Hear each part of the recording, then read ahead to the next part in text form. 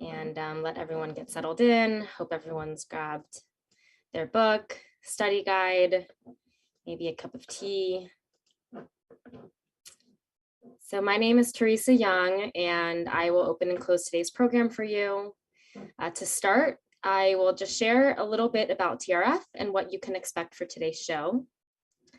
So TRF is a 501c3 nonprofit dedicated to supporting and growing a community of clinicians, researchers, educators, and people whose lives are affected by trauma. We're excited to have you join us today in our second season, where we're featuring the book No Bad Parts by Richard Schwartz.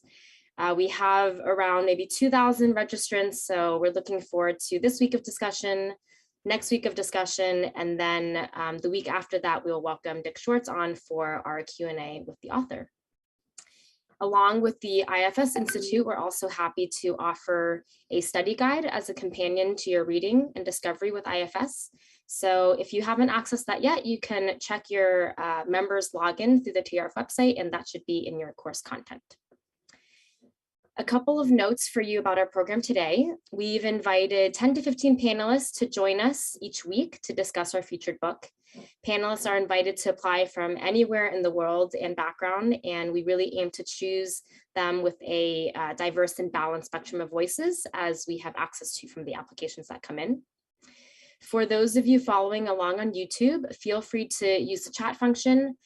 Go ahead and let us know where you're joining us from. And our TRF team is always tuning in with you. We'll be sharing some of the comments that you share with us in the chat throughout the duration of the show. If you're finding that you can't leave a comment, just know that you need to have subscribed to the Trauma Research Foundation channel to do so. We'll be going through anywhere from 6 to 8 questions, and we ask that as a part of this community, everyone agrees to mindful communication. Due to the nature of our topic, we do encourage a lot of self-compassion and compassion towards others. So with that, I will quickly introduce the TRF team that makes this production possible. Pat, our media manager, Stephanie, our program specialist, Mary, our programs and customer support specialist. There's a lot of work that goes on behind the scenes to make this happen, so it's always nice to take a moment to acknowledge all the time and care.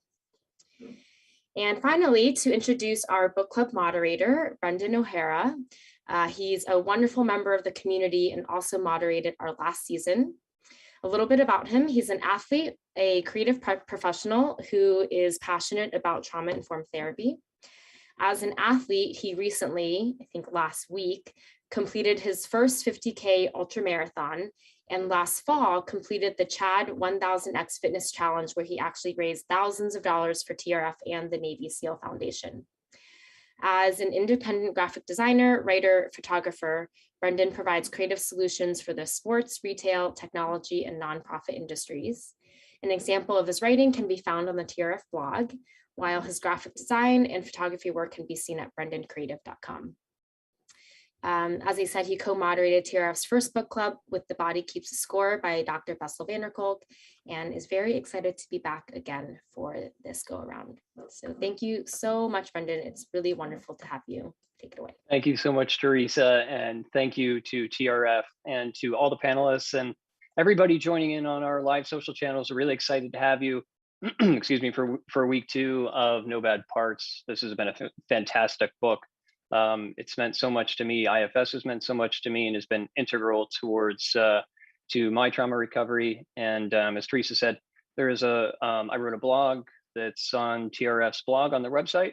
If you'd like to know a little bit more about how I've incorporated IFS into my trauma recovery. So welcome everybody, and I'd love to get a live shot of everybody. So Pat, now would be a great time to do that, if you could. Now I'll go ahead and stop my screen share and we can all wave. Okay, so with that, let me just go ahead and share my screen and we can proceed with our discussion. So just to give you a quick schedule, this week is week 2 of this particular book club. It's a 4-week book club, and today we'll be discussing part 2 of the book, Self-Leadership, chapters 6 through 8. And as Teresa mentioned earlier, next week we'll be discussing part 3 of the book, Thursday, April 28th. And then the following Thursday, May 5th, will be a live Q&A with Dr. Schwartz, and we're really excited about that. So just some session guidelines. Please be gracious with differing opinions, and please take space and leave space for others. Panelists, please keep your shares to under 2 minutes. And for all the panelists and all our book club members today, just a reminder to please stay on the topic of the book, which is part 2, like we mentioned, chapters 6 through 8, self-leadership. And we'll be sharing all of the panelists' bios. If you'd like to know a little bit more about them, we'll be sharing them in the live chat. So, so keep an eye on that throughout the session to learn a little bit more about our wonderful panelists. And some quick wellness recommendations. Sometimes these topics can be a little difficult. So at any time, we encourage everybody to take a pause, get a drink of water, stretch, and deep breathing and naming your 5 senses, sight, sound, smell, touch, taste, can be a helpful exercise to ground you in the present. So an overview of our topic of discussion today, part 2, in Dr. Richard Schwartz's No Bad Parts. The 4 goals of IFS are to liberate parts from their roles and return them to their natural states. 2, to restore trust in the self, capital S. 3, to reharmonize the inner system. And 4, to become self-led. Consciously becoming aware of when protector parts are present and asking them to step back and give space is how we access the self and self-energy and become embodied. When experiencing self-energy, we're far more likely to have compassion for others because we gain perspective of communal interconnectedness and equanimity. And when we are present in self, we can be highly forceful without escalating conflicts because the other doesn't feel denigrated. And when we become self-led, we attain more clarity about purpose and meaning in our lives, which means our priorities may become quite different than they were when our protector parts were present and running the show. So moving on to questions. Question 1, how does IFS describe healing? Annie, you have your hand raised. Let's hear from you. So on your slide, prior to this, you did a great job of describing that from page 90, the 4 goals of IFS.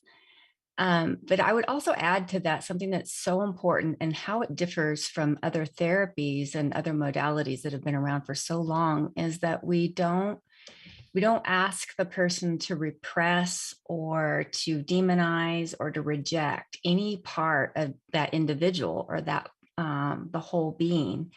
And that's so important. All we do is help unburden those parts and recognize that they've been there to give the person a really important role in saving them, keeping them alive or keeping them safe. So for someone who overeats, that might be the overeating part that keeps them safe because that's a comfortable place to be. So instead of demonizing that part for making the person overeat, we actually see that part's just been taking care of that person. And so I love this. Then we promote that healing by acknowledging that part, loving on that part, recognizing how they've helped us, and then giving them a new role that helps us more and promotes healing and gives it a role that helps us move forward and thrive in a much better way. So I love that aspect of healing in IFS. Thank you, Annie. Yeah, IFS is truly different in other modalities, and that, like the title of the book says, there are no bad parts. And I think that is just so significant relative to other modalities that there's not that shame-based something is defective with me. Everything serves a purpose. So thank you, Annie. Chris, let's hear from you. Hi, so I just wanted to really add on to that.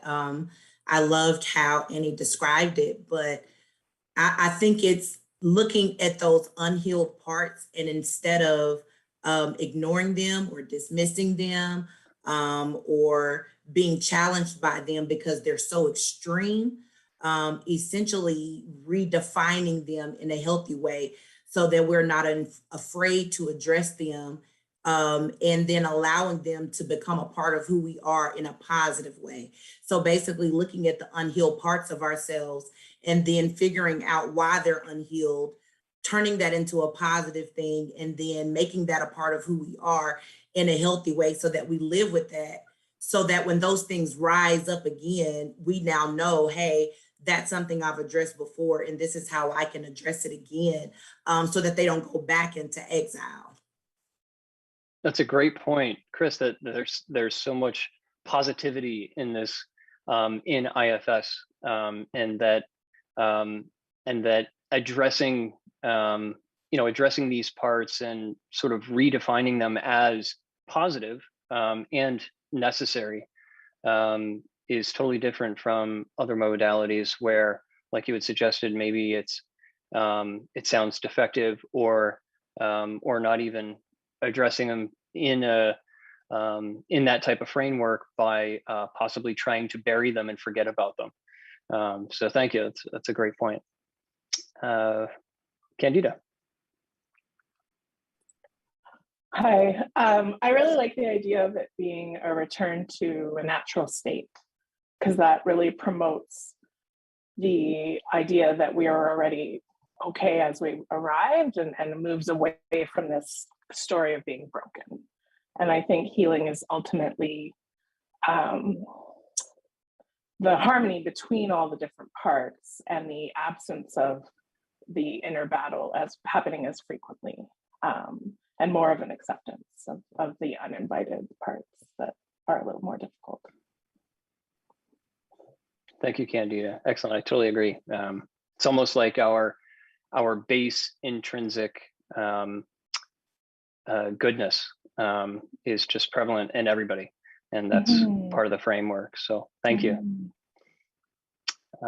Atra.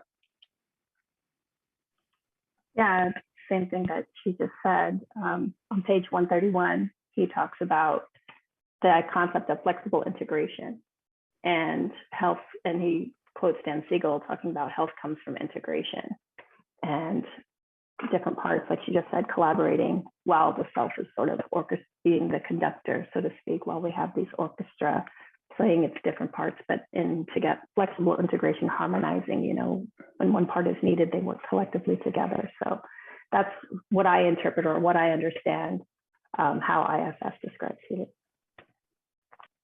I like that metaphor of the conductor. That's great. Thanks, Atra. Dr. Madeline DeLittle. Hello, everybody. Lovely to be here again. As I was reading this, because as I said before, I'm new to IFS, but as I was reading it, I was thinking to myself, what's the science behind this? Because I'm a scientist by trade. And I would love to ask Dr. Swartz about this. And I think what healing for the science behind this is when we spend more time in that window of tolerance that Dan Siegel talks about, or the ventral vagal state that Stephen Porges, that he talks about. And so I think they're the same taxonomies, but I'm not sure, so I'd love to ask that. But it feels to me like when all the parts are separate, they're de-enmeshed, they're separate, but they're equal. The parts are separate but equal. And as a result of the work in IFS, there's a genetic expression of new genes, which is the epigenetics. So healing, in a sense, the definition is where new neural pathways develop and create a new sense of self. So that's how I think, my sense is that we're talking about the same thing, but there's just different terms for it.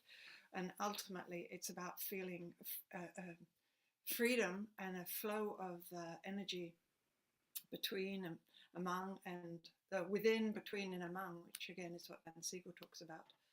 So that's how I see it, as everything is working together. And as somebody mentioned, it's like a mobile. The whole mobile is now in balance and harmony. And is Dr. Madeline, you had described new neural pathways being created. Is that neuroplasticity?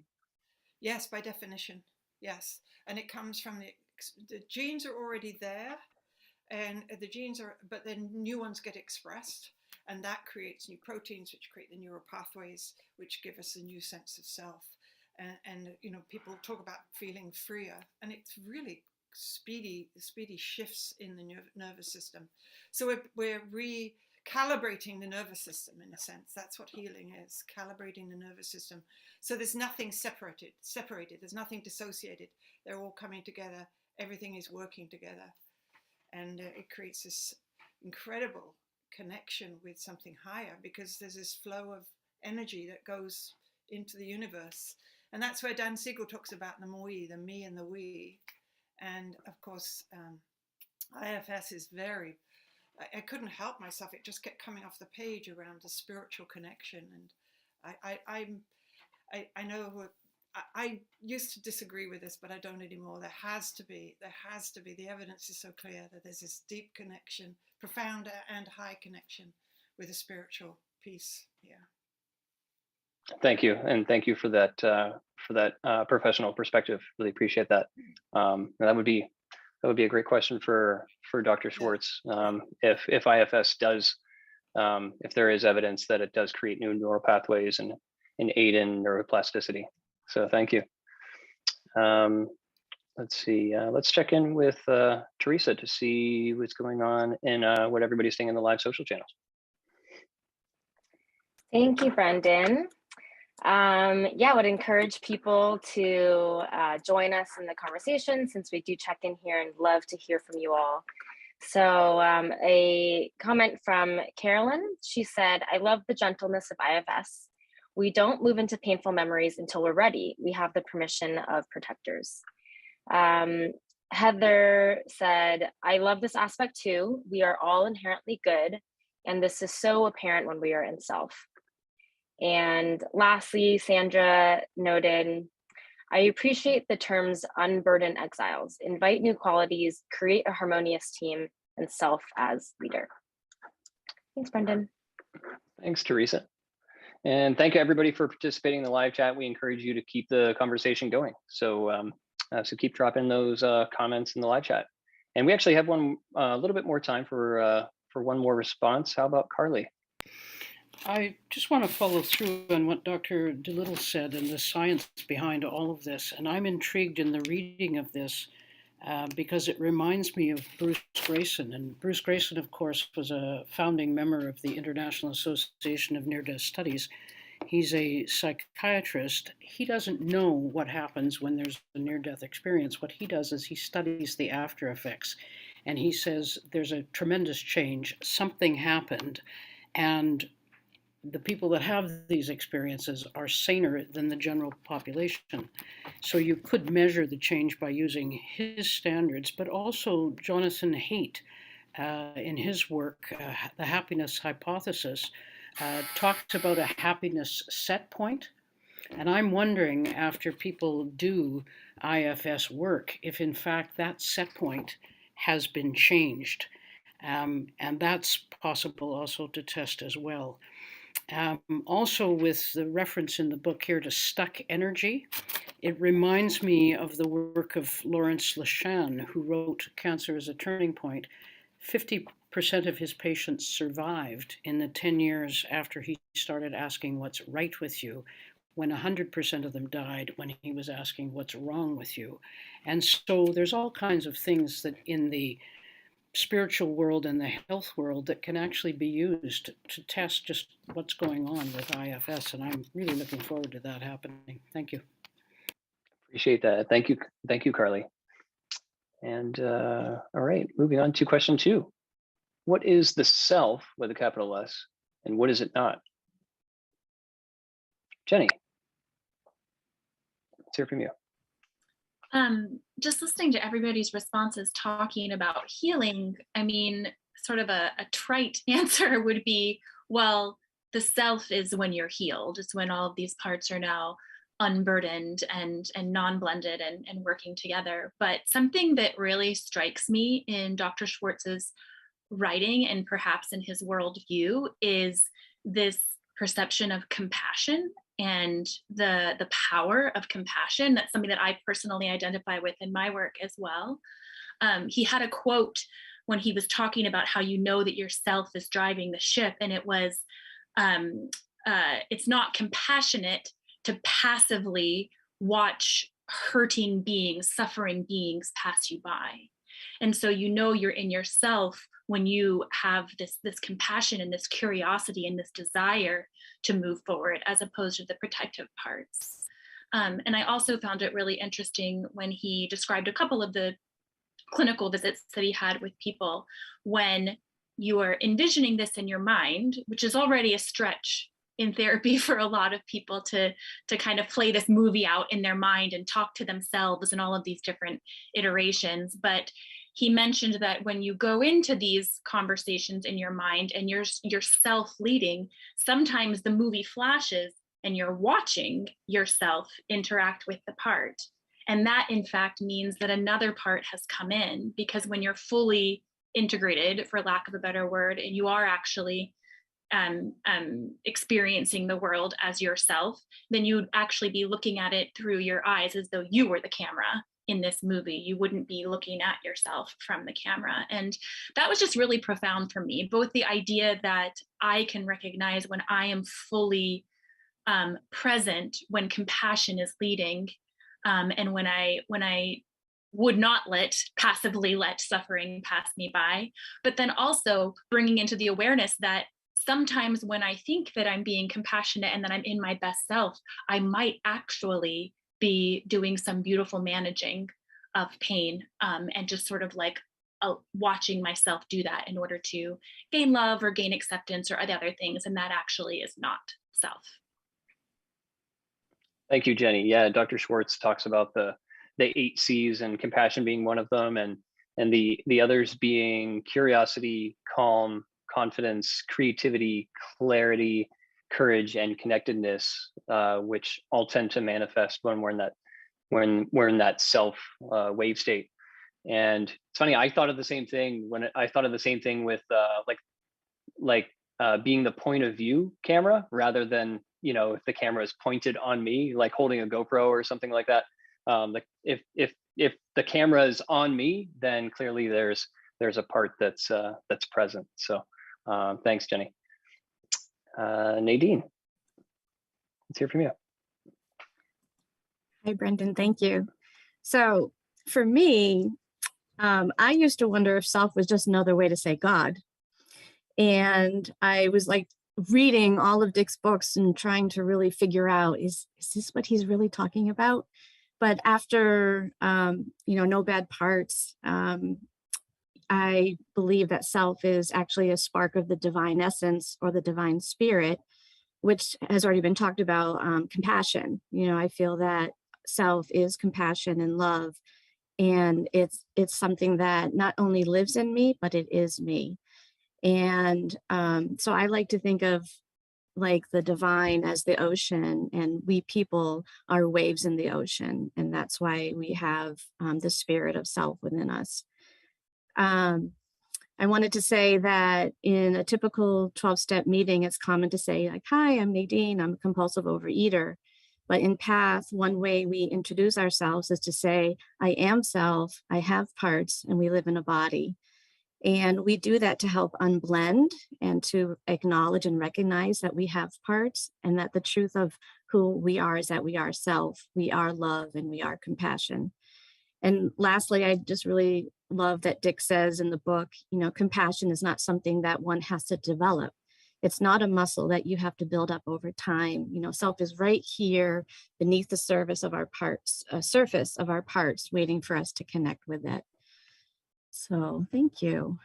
Thanks, Nadine. Yeah, I love that point that you made about that intrinsic sense of love and compassion, that it's not in me, that it is me, and it is everyone beneath all of these burdened parts. Actually, now might be a good time to, if you wanted to, Nadine, give a plug for PATH and talk a little bit about it, and then about the PATH meeting following our session today. Sure. All right. Is my microphone on? Yes. Okay. Yes, you're good. So PATH program, we're a nonprofit organization centered on improving the lives of people around the world who are struggling with addiction and trauma. And we bring people together in online meetings to help people grow and thrive, by healing from addiction and recovering from trauma. We are guided by the internal family systems. We're guided by mindful self-compassion, body-oriented healing, and trauma-informed practices. Excellent. Thanks, Nadine. And anybody can join the meeting following this meeting? Anybody can join the PATH meeting? Yes, absolutely.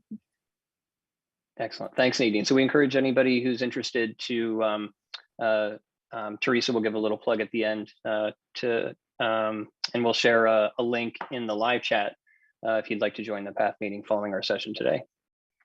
So thank you, Nadine. Anissa, let's hear from you. Anissa, sorry. Hi. So as I thought about this question, I've been teaching for 26 years. I currently teach second grade students. So I tried to frame that for myself in a way that I would explain it to my class. And Winnie the Pooh and the 100-Acre Woods came to mind right away. And I tossed back and forth, is the self Winnie the Pooh or is it not? And then I took a broader view of it and I thought maybe the woods is the self, the living, breathing woods. And then the rest of the characters are the parts that interplay with the living, breathing woods. And so when you take that time to be in yourself, you are actually able to see how all of those parts relate to the woods and how the woods just intrinsically wants to take care of all of those characters and love them and be compassionate and share with them and protect them. So that was my interpretation of what is the self. Thank you, Anissa. That's a great metaphor. And I love Winnie the Pooh. Thank you so much. Sabrina, let's hear from you. Hello, everyone. Thank you, Brendan. I actually was in a training with Dr. Siegel yesterday with many other people online, and I asked him this question.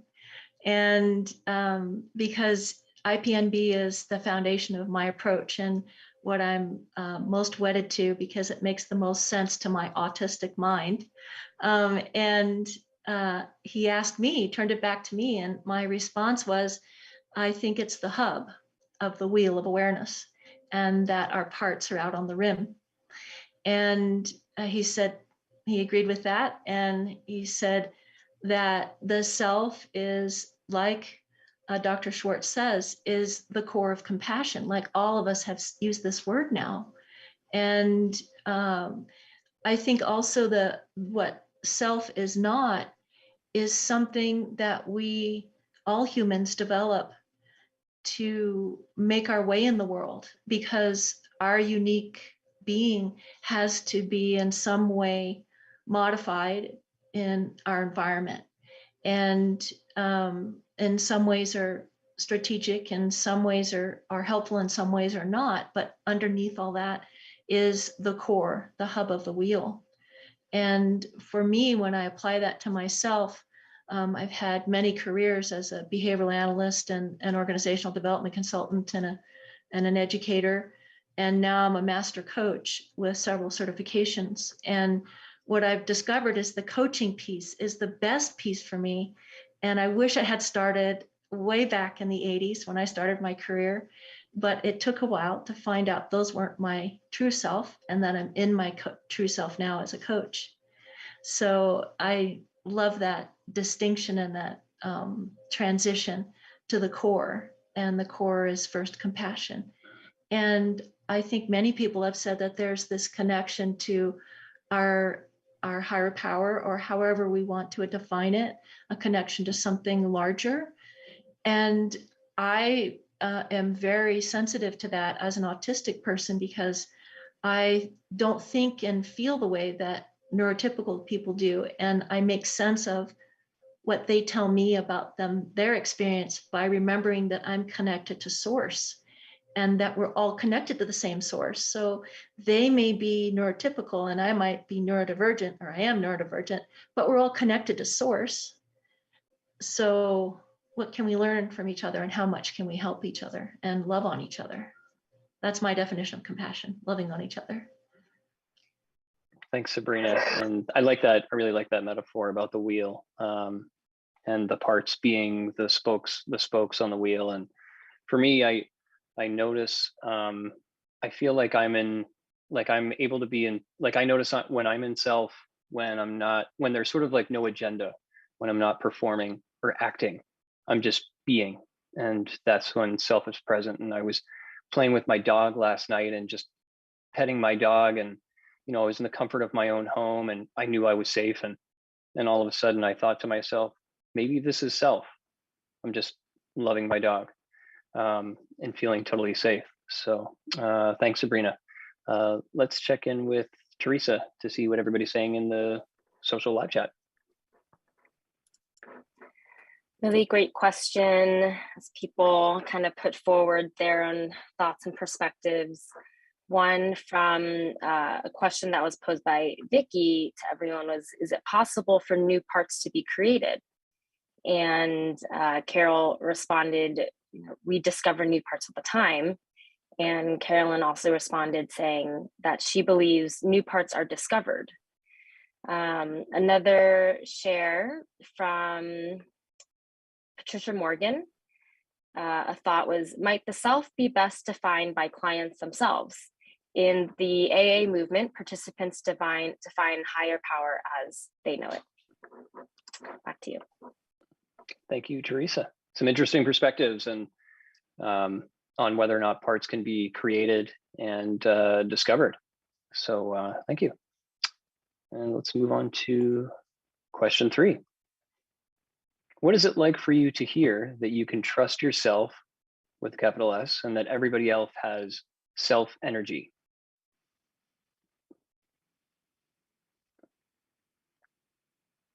Okay. Candida. I wrote down that it's hopefully infuriating. It's like a wonderful thing to know and embody, but then I have a very strong impatient part that like expects that I should be able to do that all the time. So that's what came up for me for that question. Thank you, Candida. I have a part that can relate. Chris, let's hear from you. Yes, so I'm a professed Christian, and so it was interesting reading No Bad Parts, because I had to look through it through the lens of scripture, because the author is an atheist. And so I always try to find ways to respect or still take in perspectives that are different from mine.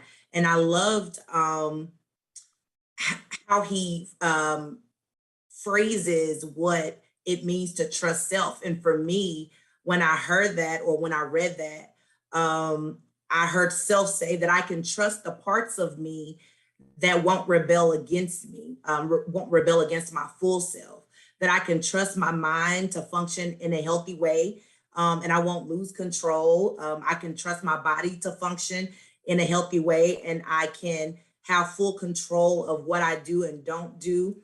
I can display healthy emotional responses without knee-jerk reactions. I can trust that I won't override my spirit man, which is my full self, because I'm an image bearer of Christ. And so that's the way that I looked at it, that I can trust that my parts won't rebel against my full self, so that I can be fully whole and well and function among other people like that. So that was my perspective of that.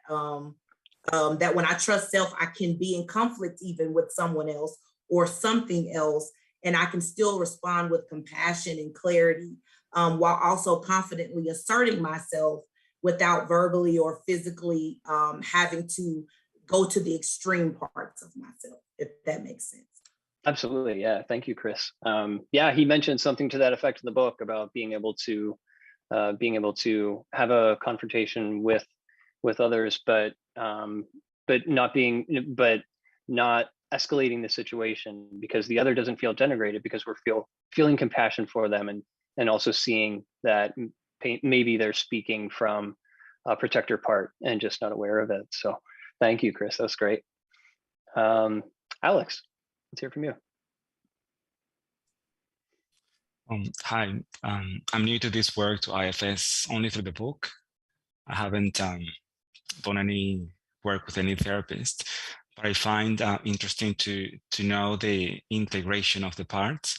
And when I see that you can trust yourself, for me, in a way, is to, when you heal and integrate, you can give yourself permission to do things that you love, and you can start to embody that energy and to recognize it more.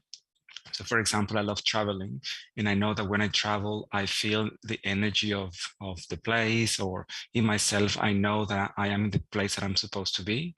And I know that doesn't happen with other things. So when other things come to me and I don't feel the same way, that's an opportunity for me to explore what's going on. So yeah, I love the work because it can give me the opportunity to embody the way I connect with other things. Excellent. Thank you, Alex. Thank you, Alex. And welcome to IFS. Thank you. Laura, let's hear from you. Hi, thanks for having me back again. So when I hear, I had similar reaction to what, I can't recall who the first speaker was that on this question was, when you hear that everyone has self-energy, I actually have parts that are impatient, like, would you please, I wish everybody could figure that out so they could actually operate with more self-energy, as opposed to, and I love, and I want to like call attention to something he said on page 99 about self-energy. We sometimes think we either have it or we don't. And self-energy is more on a continuum. I mean, there are times I'm totally blended, like if I'm yelling at the guy who cut me off in traffic, that is totally blended with a part. On the other end of the spectrum, and what he points out on page 99 is it's rare for someone to be in a state of pure self. You know, we're humans and we blend with our parts, and I don't want to do anything that makes the part feel like there's something wrong with them. And so most of us don't live over here in this Christ or Buddha pure state, like Dick points out. We live somewhere in the middle, right? And so with that, it makes it easier for me to see that everyone has access to self-energy. And insofar as what was it like for me to hear that I could trust myself? That's one of the things I so love about IFS, was that it is trusting that I have the answers inside of myself. And so many of the traditions, as he mentioned in the book, you're not allowed to trust self, like self is the bad guy. It's, you know, in so many religions, you're full of sin. You cannot get to salvation without going through someone else. And back to, I think, an earlier comment that was made, we're perfect and whole as we were when we got here. And I love being able to hear that I can trust myself, that I can find the answers for myself. And that it is beautiful to have self-energy, but I also want to make sure we don't demonize our parts, because, you know, most of us don't live in Christ energy. Most of us live somewhere in between. And I do love that call out that Dick has on page 99.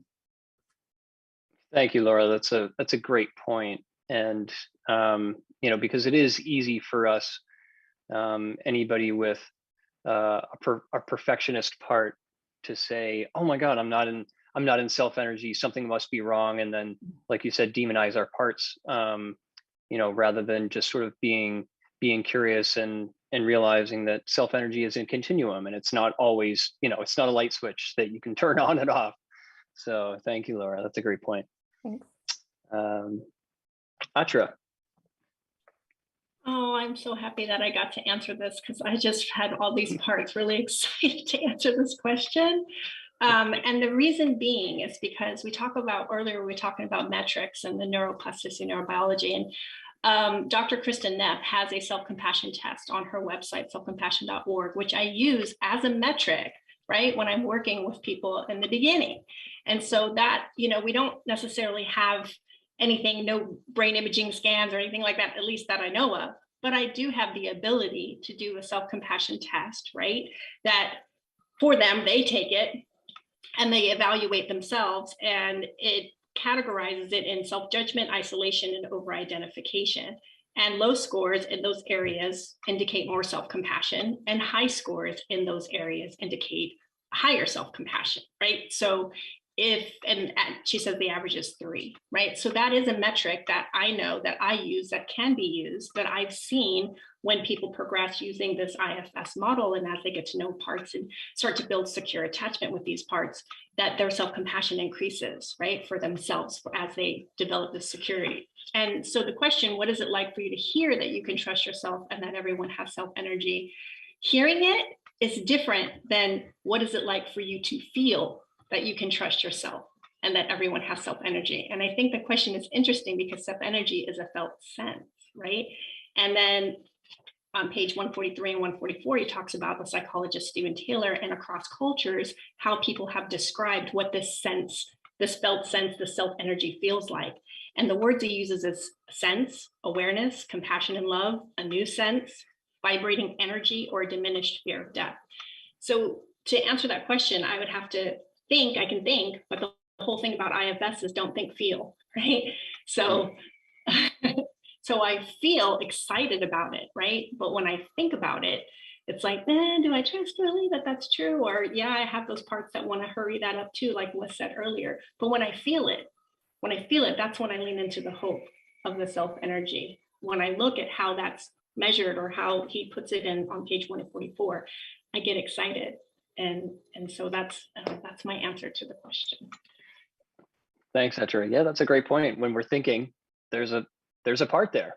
You know, we're blended with that part. So, and I also like that self-compassion test because that's just a lot more accessible and can measure the effectiveness of doing this, at least to a degree.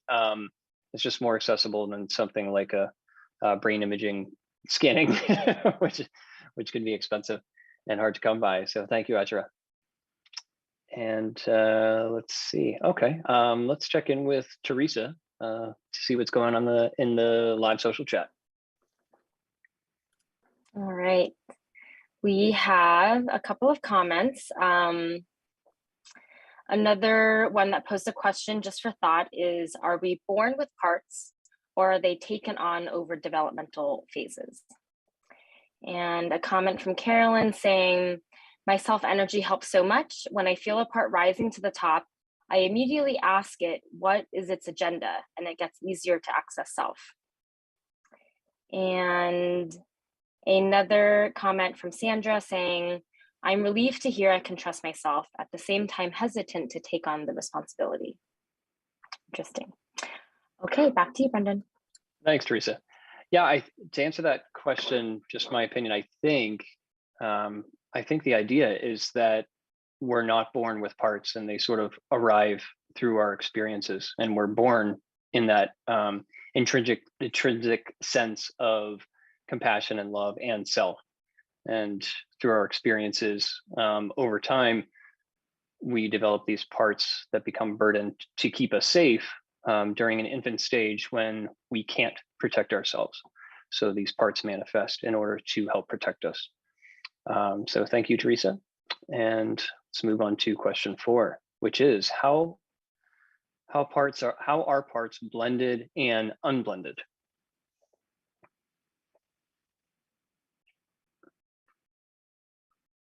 How are parts blended and unblended? Nadine, let's hear from you. I can't believe I raised my hand because this is very, it's very challenging, right? People always ask, what is it to be blended and unblended? And I heard an analogy the other day that I wanted to share. And so if self is like, if you look at a clear bowl of water, a fish bowl, self is clear and calm, right? The water is clear and calm. And our parts are like, if we were to take a drop of food coloring and drop it into the water becomes the color, and that is blended. And so if you were thinking about how can we unblend, we could think about reversing the movie and the water droplet would come out of the water and remove itself from the water. So I don't know if that analogy helps anybody, but so when I unblend, when my parts choose to unblend, they move outside of my body, and their thoughts and their feelings just soften back and move to the side. So that's how I see it. Thanks, Nadine. Yeah, it's a great metaphor, and I think it works really well for this case. Thank you. And Jenny, let's hear from you. You know, I feel like the common definitions of blended and unblended, say like in regular vernacular, make the understanding of blended and unblended parts a little bit confusing for me, because cognitively, I would understand blended as being balanced and all working well together, and to use the previous analogy that everything is homogeneously mixed. Whereas in IFS, these blended parts are taking wounded parts of us, or parts that took on protective roles that maybe served a purpose at a point in time but are no longer serving a constructive purpose. And so if we blended all of those parts together, we wouldn't actually living our most authentic and fulfilling lives. And so it's an interesting thing, I think, probably for my protective parts to hear, because they want to be present in all parts of my life. And yet, if we truly unblend, that means that we're giving voice to the parts that are trying to protect us. We're giving them a voice, and they can explain what they're doing. We're giving voice to the exiled parts that they're trying to protect. They have an opportunity to sort of like show and tell, like look at what this was really like for me, feel what this was really like for me. And once they're seen, you know, there's less of a need to protect that. Shame and pain and abuse, all of that dies in the light. And so once we unblend by sort of examining it a little bit, we have maybe less of a need for these individual protective parts to drive for us. And something that I really love when Dr. Schwartz is talking about blended and unblended is the idea that these parts, the wounded exile, the protectors, the managers, once they are unburdened from whatever pain brought them there, they're so happy and excited to take on a new, more constructive, sometimes like polar opposite role from what they've been doing. And then that again leads me to the confusion of like, well, wouldn't that be beautiful if we all blended and all of that protection was working towards my good? So I hope that wasn't too confusing, but the idea is, if we unblend the pain, if we unblend the abuse so that that's no longer part of our stories, then all of our parts can work together for our good. Thank you, Jenny. Yeah, no, not confusing at all. And I saw Laura, I saw you nodding your head while Jenny was sharing. Let's hear from you.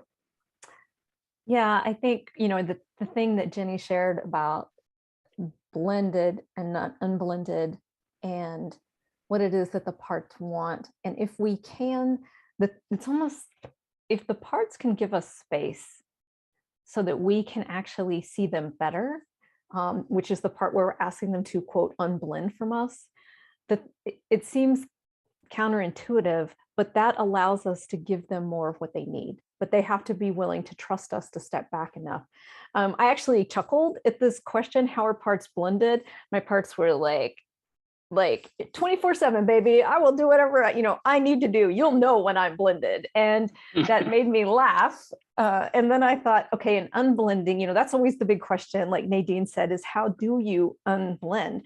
So it's a practice that I use, simple throughout the day, as I stop and check, how am I feeling right now? And I'm checking in my body. I'm checking for feeling, body sensation. And then the second question is, am I open? Am I curious? Am I at least neutral? Because like I mentioned earlier, I know that my parts aren't bad. In a spectrum, I can be quasi-blended with them without it being a bad thing. And if I'm getting that there are sensations of numbness, et cetera, or frustration or whatever it might be, then my next question is, how can I help you? Tell me what's happening right now. So I know Dick, I think in the book, well, actually I know in the book, he mentioned, he uses a set of markers that he checks for himself. So I just thought I would share mine. Is I do a quick check, multiply, how am I feeling right now? And the parts now trust me enough to know that I am willing to help. But it did make me chuckle when I read How Are You Blended? Because my parts were like 24/7, baby, we can do it 24/7, however we want, whenever we want. It's like, this is true. You totally can with my ornery little parts. So thanks for letting me answer. Hopefully my example would be helpful to other people. Absolutely. And I think, thank you, Laura. And that's a great strategy to be able to check in with ourselves and just sort of stop and check in.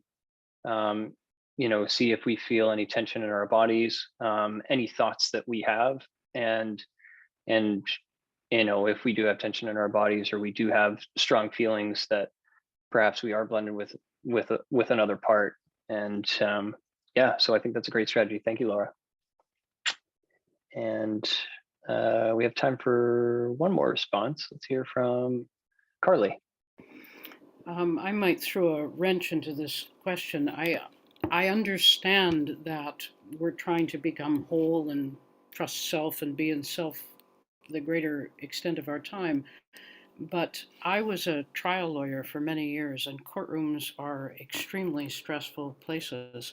And I am brand new to IFS work. But one of the things that used to happen to me when I was either a lawyer for the prosecution or a lawyer for the defense is that I had a part of me that was hovering just outside my body that was absolutely recording everything that was going on in the courtroom. And I didn't know what the heck it was. Here, it would be described as a separated part, but I trusted it totally. It just showed up every time I was there, and it had a memory that was absolutely fantastic. And so I could actually see what was going on in the courtroom. And when somebody said, "What did that witness say?" I could just repeat it verbatim. When I would leave the courtroom, it would disappear.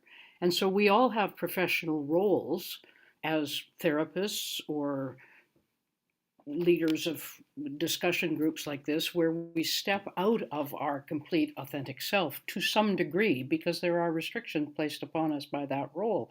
And my experience, if that indeed was a part, was that it was extraordinarily helpful and helped me, I think, be a better lawyer. So I think we should trust some of our parts greatly. Thank you, Carly. Tremendous insight. Really appreciate that. And let's check in with Teresa to see what's going on in the live social chat. Thank you, Brendan. Yeah, really appreciated that insight, Carly. So we have Samantha, who has brought up something called ACT, Acceptance Commitment Therapy, where she says the concepts are the same as being blended, which for them is fused with thoughts, feelings, or hooked. So unblended equals diffused and being able to observe versus being hooked in them. Another really delightful comment from Annie. She wrote, as a painter, I blend paints all the time and often wish I could unblend them. Not possible. I think that's why understanding unblending seems to be elusive at times. And another great analogy from Deanne, I like these. In cooking terms, blended melds ingredients with each other to take advantage of their individual flavors and roles for the benefit of the whole versus unblended and not positively adding value to the whole. Back to you, Brendan. Thank you, Teresa. I'm loving these analogies. Fantastic. Let's move on to question 5. What is it like to hear and recognize that you are not your burden parts? Annie, let's hear from you. So I love the words I came up with to answer this. The words that came to my mind when I think about you're not your burden parts. And keep in mind, parts, going back to what Carly said before, parts are not bad. Parts are supposed to be there, and you don't want your parts to go away. You just want to give them better roles. And so these words are all a reflection of an unburdened part: freedom, liberated, authentic, peaceful, integrated, and whole. And I keep going back to this phrase of trust yourself. And I also, with my coaching clients, I teach finding your authentic self. So I teach a lot of the work of Martha Beck as well, authenticity in your path back to your true self. And it's rejecting culture and all these cultural impositions and expectations that often cause us so much pain, and just going back to our natural state. And it's so much like what Dr. Schwartz says, because he says that yourself and your unburdened self with all of its parts is spontaneous and inherent, meaning that it's there all the time. You don't have to do anything to access it. And it's inherently a part of you, meaning that it's the part of your natural self, not your cultural self, but your natural self. And I wanted to just make a note here for anybody who's listening. I just thought about me back before. I feel like myself is like this wise old sage, and she shows up and with coaching clients, she gives advice. And I'm like, I don't even know where that came from. Like, that's just something like a download from the universe. But I was thinking back to a time before I had accessed better parts, or gave my parts better roles and access self. And for anyone who's listening to this live or on the recording, you may be sitting there saying, well, I'm not enough. I can't do this, or this is not available to me, or I'm different. I can't access self. Everyone here sounds so enlightened and compassionate and connected. And I just was thinking about listeners who may be saying, I'm not like that. And what if I can't access self? But I want to say that you can, and you can at any time in your life, regardless of what you're struggling with. And you can also do that at any age, because Dr. DeLittle mentioned neuroplasticity. And we used to say you can't teach an old dog new tricks. Now we know that's not true. And that's actually some new science in the last 20 years. So if you're older or you've been through a lot and you say, this, I just don't think I'll ever be able to do this, I've gone too far in life, you can start over. In neuroplasticity, you can start laying down new neural pathways and new thoughts and change your life. Path would be a great way to do that. And I just wanted to throw that word of encouragement out there, that this is something that's available for anyone to access at any age, regardless of what you're going through too. Thanks so much, Annie. That's a great point. And I really like, I have a hard copy of No Bad Parts, and I also have the audio version. And it's fantastic on the audio version when you hear Dr. Schwartz come in. It's a separate narrator who narrates most of the book, but throughout parts of the book, Dr. Schwartz comes in and does a guided meditation, and allow, like, one of them is the path meditation, where he guides people to help unblend with their parts. And that's the whole exercise, is to just unblend with the parts. And initially it might sound difficult, but having him sort of walk you through it on the audio version, it's great to be able, I did the path exercise right before we hopped on this call, and it was helpful to sort of ground me. So, and access a bit more self. So thank you, Annie, appreciate that. And let's see, David, let's hear from you. Thank you very much. Excuse me, thank you very much. Simply put, since this IFS model is so non-pathologizing, I think when somebody hears or experiences that they're not their burdened parts, there's an instantaneous freedom that they have not had in their life or even in previous counseling. And I think that gives them a sense of freedom that they've never experienced before. And that in and of itself really entices them to become even more integrated with this model. Thank you, David. Yeah, excellent point. It's really hopeful, isn't it, to hear that, in IFS, that these parts of us that we thought made us defective, or made, even before the idea of parts, maybe we said, oh, I'm defective in this way, when really through IFS, we're able to see that that's just a part of me, and it's not defective, and it's actually serving a purpose. And that part can actually evolve from that purpose. So thank you, David, appreciate that. Let's hear from Chris. I see you nodding your head, Chris. Let's hear. Yeah, I love what David said, and that was actually in my notes while reading the book. I'm reminded that I'm not my burden parts, and it restores hope and freedom because it releases me from the fight to overcome that burden. Because when we think of the word burden, it's like a heavy weight.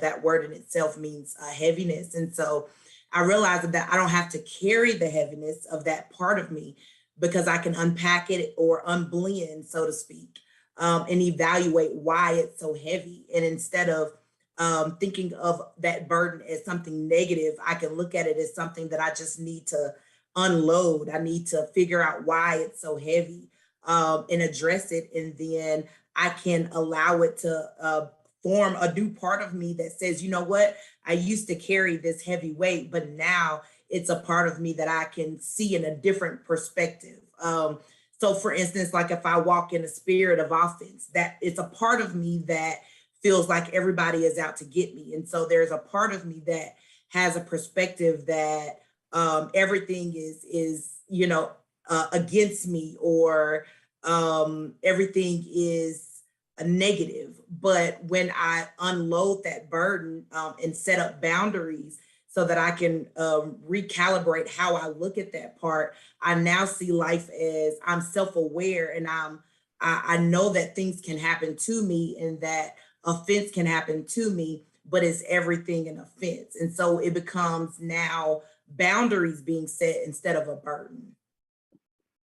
Thank you, Chris. I really like what you said, that we don't have to overcome a part, because I think that's sort of the idea that's ubiquitous in our culture, is that, there's something defective with us and we have to overcome it through willing it. And actually in IFS, we see that part doesn't have to be overcome. It's actually serving us a purpose to keep us safe and to protect us.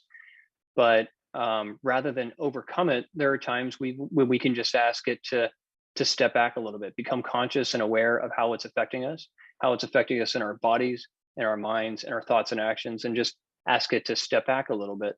And then with the guidance of an IFS trained therapist, we can even go so far as to try to bring that, if it's an exiled part, out of the past and into the present, because these exiled parts are stuck in the past and don't trust our innate selves to protect us, because these exiled parts are often manifest when we're young and not able, and ourselves aren't able to protect ourselves.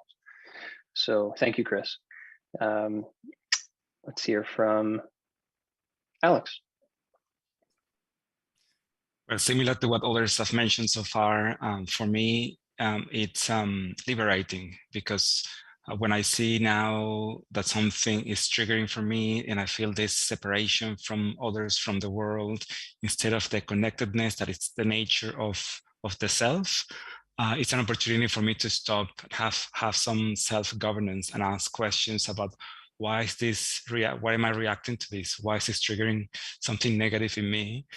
And I was already practicing that, but with this IFS philosophy and methodology, I can now go deeper and go to the core, and it's not so much now an intellectual answer, but I can now think and feel the answer to get to the core of the origin of this. So it's liberating for me. Thank you, Alex. And I think the aspect of feeling it is very important, because these parts can often do manifest as feelings in different parts of our body. And sometimes if those parts go unattended to over time, those feelings can sort of go right over our heads and we don't even notice that they're there. But when we're able to stop and notice them consciously, then like you said, it is a liberating feeling. So thank you, Alex. Let's check in with Teresa. What's going on in the live YouTube chat? Thanks, Brendan. Have some really great discussion going on. There are a couple of people in the chat who are responding to a position question from Vicky, where she asked, would different cultures, i.e. not Caucasian or Western, recognize IFS as working for them? And a couple of people have commented back and forth. Inda has shared that Dr. Schwartz is working with a Black therapist on legacy burdens of racism and diversifying IFS, and said that it was a very moving dialogue to witness between them. And a couple people just kind of inquiring in to ask, you know, why might that be something, why is that question important? And responding saying, you know, all of us here are Western and thought it might be important to look at how it might look for someone not of our worldview. And Samantha saying that she would really love to see other efforts for cross-cultural work as well. Back to you. Thank you, Teresa. Excellent points. And love hearing from everybody in the live chat. Keep the conversation coming. And moving on to question 6. How can self-leadership affect your life, both inside and out? Achara, let's hear from you. Again, thank you. So we kind of been talking about the answer to this question a bit to me already, as affecting life inside and out. He mentions in the book that the more self-led we become, the less materialistic we are. And that it's unfortunate that those jobs that are, I don't know, not necessarily corporate or any of these things that are more altruistic in nature, right, don't pay as well. And so it kind of works out, right? If you're self-led, that stuff doesn't mean as much to you. And so it can change your life a bit that way. So for me, inside, right, I can say internally or and outside. Inside could still be in my family of origin, or I can consider that out. I don't know how to take that question, but I'll answer it in this way. My husband, and blend with what was going on in chat. My husband is West African. My nephew is West African. He lives with me. My mother is from Thailand. I am biracial. I have biracial children. We all work with parts. They got this as their mama. And so we're doing parts in this house. We're doing parts in Jesus in this house. That's what we're doing. So it works, at least in my home, right? And in my experience. And it has worked wonderfully. And it has opened up communication channels that were not there before, because the space that we talk about, right, didn't exist. So for me personally, that's how it's affected my life inside and out. I was, again, former speech therapist and on an international scale. And then I was at George Washington majoring in public health, going to go that route, which was before the COVID, and that would have been interesting. But then ended up with, you know, getting my certified trauma recovery coaching cert through the International Association, and then going down this path of self-compassion and interpersonal neurobiology, and now being here. And it's the most rewarding work that I've ever done. So yeah, it can affect your life that way. At least it's affected mine that way. Thank you, Rachel. And a wonderful example of IFS being accessible and integral to anyone and everyone, regardless of where they live in the world and what their backgrounds may be. So thank you. Nadine, let's hear from you. Hello again. So for me, connecting to self and having self lead my system has dramatically changed my life. When I say I talk about my system. I'm calmer, I'm less anxious than I used to be. There's more of a feeling of security and more self-love than I had before I found IFS. As a whole, I'm more content in my life, and I have the courage to follow my dreams, which is the PATH program. And a big quality of self is persistence And there's a part of me that is very, well, not a part of me, it's me, right? It's self.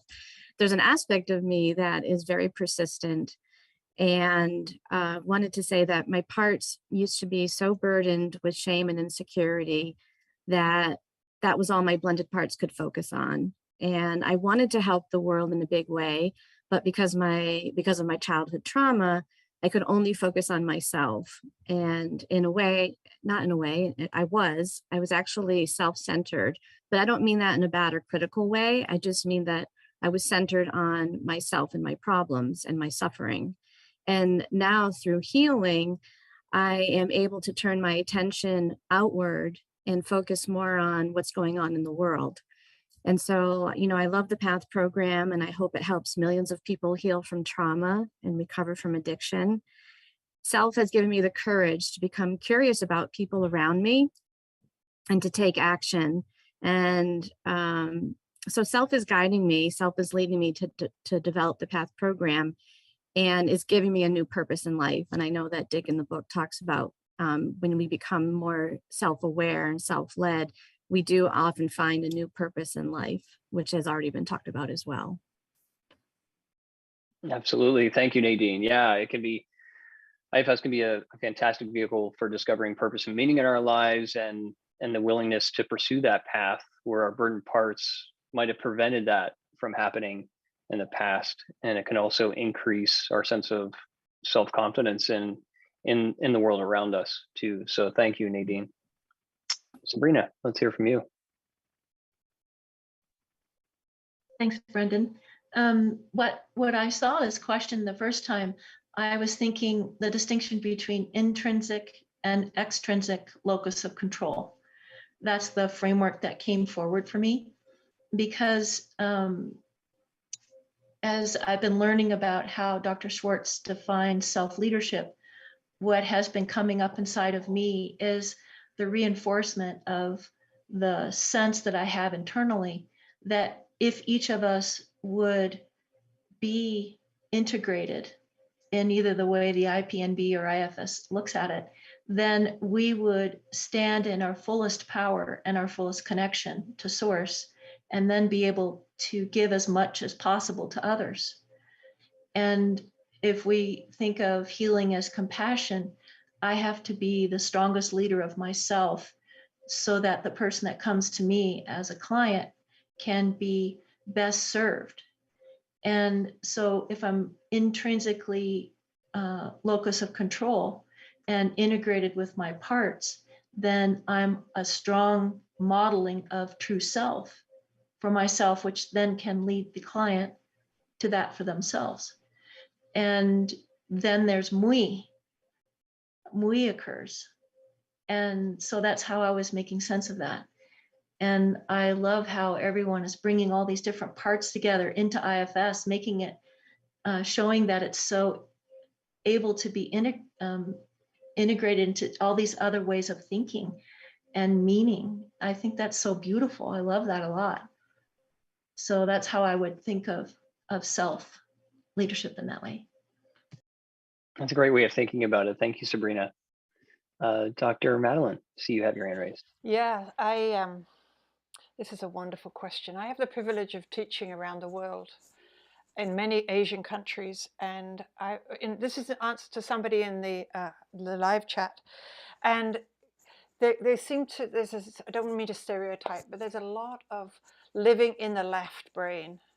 And when we move into the body and into these sort of imagination and the metaphors of IFS, we can elicit all sorts of parts that we didn't even know existed. And my experience is that people are really hungry for this, really hungry to move away from the logical left brain.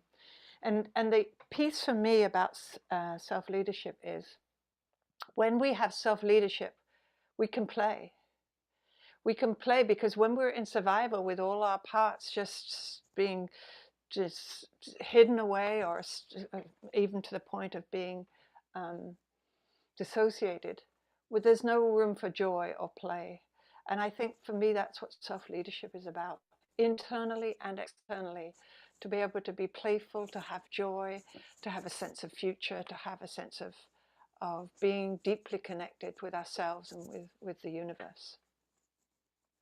Thank you, Dr. Madeline. And on that point of being deeply connected with the universe and those around us, I want to highlight one thing that Dr. Schwartz said on page 141 about contagion and resonance. He says, protector parts are contagious in the sense that when one member of a system, particularly the leader, is blended with a protector part, it often activates protectors of others. And the culture of organization becomes permeated with that protective energy. Correspondingly, self-led people bring out the selves of those around them. And that's something that that I've learned along my own IFS journey, is how my parts contributed to my interactions with others. And likewise, how my self-led interactions with others can also bring out the selves of others. So thank you, Dr. Madeline. Let's check in with Teresa for what's going on in our live chat. Thank you. Lots of continued conversation and comments from our last question. And we are hearing from Joanna: the more we love, appreciate, and accept our different parts, especially the unwanted ones, the more integrated they become. They heal, adapt, and change. Concept of self-leadership and self-compassion. And one from Vicky says, it seems like IFS would be very extremely helpful in a prison population, which it's wonderful that you bring that up, in that we'll be sharing for our next book club that we'll be working along with an author that does have experience, deep experience with that population. And another share is, I think I'll leave it at that, actually. Good segue. Back to you. Great, thanks, Teresa. And moving on to our final question, which is, how do psychedelics help heal the system?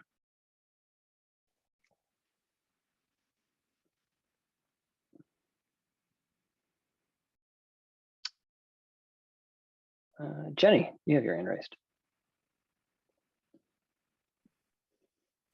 I had my hand raised for the last question, but I figured I'd leave it up for this one because I have some thoughts. So without going into the actual science and the neuroscience of it, because that is not something that I am very experienced in, I can speak to my own personal experience of psychedelics, if I may, and say that the way that Dr. Schwartz describes being fully self-led, he describes a tingling in your body, and he describes a spaciousness, and he describes a clarity. And then he also talks about, you know, getting into the flow space of being within your purpose and having these, the C's I will never remember, but like curiosity and clarity and compassion and courage and all of those things. And I think what happens with psychedelics is it allows this like heart opening space where the curiosity and the connectedness and the compassion can come forward. And what often happens with psychedelics is there's a disconnect from the tangible reality around us. And so we're experiencing things through our own personal lens, and we're experiencing things disconnected from maybe the thoughts and beliefs and reactions of others. And that in a nutshell kind of describes what being self-led is. It's actually leading yourself regardless of the expectations and reactions and I don't know, paradigms that have been placed upon you from other places. And so in terms of healing the system, I think it gives maybe just a little bit of like a catalyst to being able to see what self-led feels like. And allows you to heal internally, which then creates that ripple that you mentioned, Brendan, about, you know, when more people are self-led, that gives permission for other people to be self-led. And the freedom that we see is, if I am no longer burdened and if I am no longer walking in my trauma, then I can recognize the inherent dignity and humanness in others, and I can see the toxicity or the things that they're doing that I might in the past have taken offense to, were actually just behaviors that were rooted in their own survival and in their own pain. And so I think psychedelics give you that, just that little advantage of being able to experience it yourself. And then we can bring that own personal experience out to give permission to others. Thanks, Jenny. Yeah, I like what you said about seeing things through our own personal lens, which I might describe as seeing things through the self, which I think is what Dr. Schwartz described, how MDMA relaxes the protector parts, easing people into a state of self and giving easier access to working with and healing burdened parts and exiled parts. So thank you, Jenny. David, let's hear from you. You know, as an addiction counselor, when I hear people talk about their use of psychedelics, the two words that I hear the most are space and resonance. And to me, that's exactly what I think Jenny was talking about, and what you referenced, Brendan, is that if we can give those protectors, especially the reactive firefighters and the proactive managers, some space, then the person is able to slip in or get into self and not see themselves in that traumatic light, but see themselves through the lens of self, and be more open to the healing that is being offered through the facilitation process. It's almost like experience, just being open to the experience and less on guard. Exactly. Yeah. Okay. Thank you, David. Atra, let's hear from you. So he goes, of course, into this, right, in the book a lot, and specifically mentions MDMA and psilocybin. But when it comes to this question, as far as what I've understood in watching Van der Kolk and all these people talk about that, it gives you, it's like an open and invitation, a more relaxed state. It's often speaking of this non-reactive equanimity sort of way of being, and that's, you know, like he just said, you know, the resonance and the space, giving you that kind of ability to tap into that. And I think it's important here to specifically mention that my daughter's wanting to come in and say something right away, because kids know, particle and wave states. And so hold on one second, sweetie, we're on live. No, hey, can you? How about you come back to me? Can you? Because she's more important than this Zoom. Okay. We'll come right back to you, Atra. Sure. I'll read something from page 102 in the book relating to this question. Dr. Schwartz writes, with certain kinds of meditation, you can also enter the non-dual state, the boundaryless experience of oneness in which you lose a sense of being separate and meld with something oceanic. I've had personal experience with this state, both in meditation and with the psychedelic ketamine, and it's always profound. I return with a greater sense of there being much more to the universe than ourselves allow us to experience, as well as increased compassion for how difficult this earth plane can be, coupled with a commitment to make it better. So hopefully that that opens up some more discussion topics related to this particular question. Atra, let's go back to you. Sorry. Sure. But you know, she's got a voice and choice, so I acknowledge it. So yeah, just this particular question reminded me of the particle and wave states that he was talking about as well, where, like you just read about the oneness, right? And he talks about that belief in oneness scale. It refers to those researchers. And so that's how I interpret this question, as to how it heals the system. And from those people that I know that actually practice psychedelics and so forth, it doesn't. And it's typically people that I know that do this do have a hard time resting in self.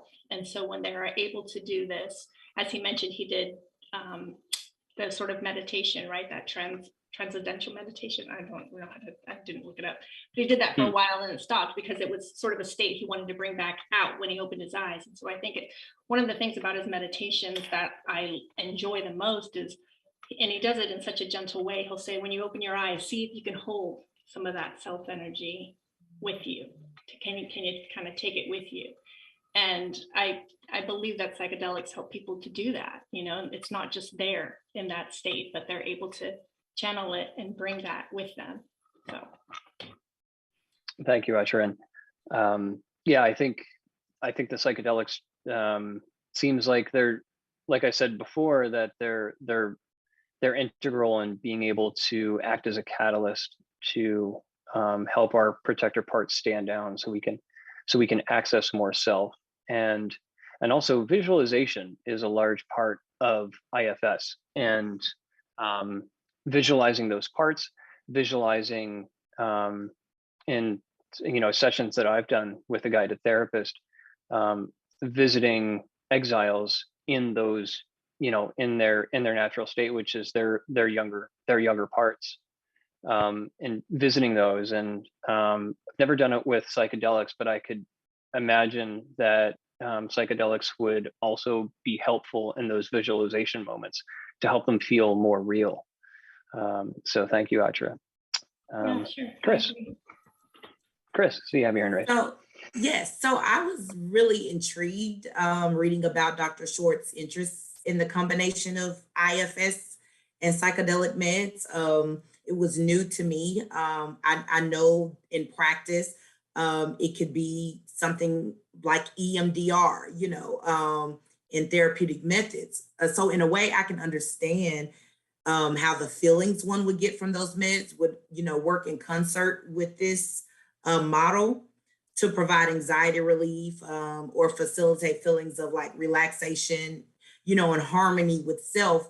But my pushback on it was, I don't see the longevity in it, I guess, or like for me, it seemed like a temporary fix.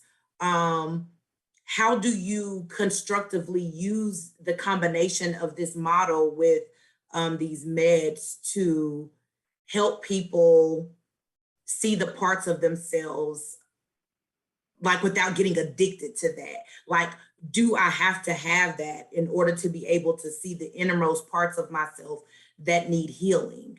And then also I wanted to ask the author, why not marijuana? Like, marijuana has been criminalized, especially for certain demographics, I might add. But research shows that depending on the type that you use, could have some of the same effects. Now you have doctors who prescribe medicinal marijuana for anxiety relief, for different type of therapeutic methods. So I was interested to know more, I guess, about this. Like, why do you feel this would be, why there would be longevity with it, or how would this work long term, and why not other methods? Sure, thank you, Chris. I think those are totally valid questions and would be excellent questions for Dr. Schwartz to answer. So thank you. And it's about all the time we have for today. So thank you everyone so much for joining. This has been a fantastic discussion. And the topic of self-leadership is, this chapter of the book was really hit home for me. And it's nice to know that there's something that sort of a North Star that we can sort of point ourselves towards, and that there are methods that can guide us into getting there, that can ask, where we can ask some of our protector parts to sort of step down and give us space to open up to our intrinsic self with a capital S. So thank you once again, all the panelists, for joining us. Thank you once again to all the book club members tuning into the live stream. I'm going to turn it back over to Teresa for any closing remarks. Thanks, Brendan. Really wonderful session with you all today. It's really an amazing example of the possibility that can happen when community comes together to connect and discuss and share. And it's something that we're continually focusing on at TRF, is asking those questions, is how we can continue to gather in community. So a couple of PSAs for you before you signed off. As we mentioned, PATH, you got to meet a couple of them as your panelists today, which stands for Path to Addiction and Trauma Healing, PATH, is a TRF Therapeutic Alliance member. They're going to be offering a PATH meeting that's following right after this book club. So the Zoom room will open. We're dropping the link in the chat now, and you'll have about 15 minutes to get up, take a bow break, have some water before they officially start it at 45 minutes after. And a little bit about them, Nadine did share, but about the meeting itself, it's going to be kind of like a mini PATH meeting. So it's going to be shortened to 45 minutes, and PATH facilitators will be inviting their community, our community, to come in and receive support and connection in an IFS-informed container. And participants will have the opportunity to share thoughts and reflections. And though some of the facilitators are IFS trained, this isn't an IFS session and isn't exactly therapy. So just to make sure we say that, again, Zoom link is being dropped in the chat. And another program that we just want to make sure to do a shout out to is we are super excited to be finally gathering in person from May 18th to the 21st for our 33rd annual Boston International Trauma Conference that Dr. Bessel van der Kolk has been hosting for now 33 years. And it brings together some really amazing researchers and scientists and thought leaders in the field, and we'll be both in person and streaming online. And you'll find 2 full days of pre-conference workshops and then 2 days of keynote speakers that include Bessel, Dick Schwartz, Esther Perel, Janina Fisher, Rick Doblin, and a number of others. And yeah, we definitely still have a number of virtual tickets being sold. We might even be capped at our in-person tickets now, so we hope to see you there and online. And that's it. Thank you all for being here. We're very happy to see you all. So look forward to the next session, and please let us know if you have any feedback. We're always open to receiving it. You can just get in touch and let us know. And if all of the, we're going to get one last shot here of all of the panelists. We're going to go into gallery view real quick. If you can just wave and say goodbye. Great. And thank you, everyone.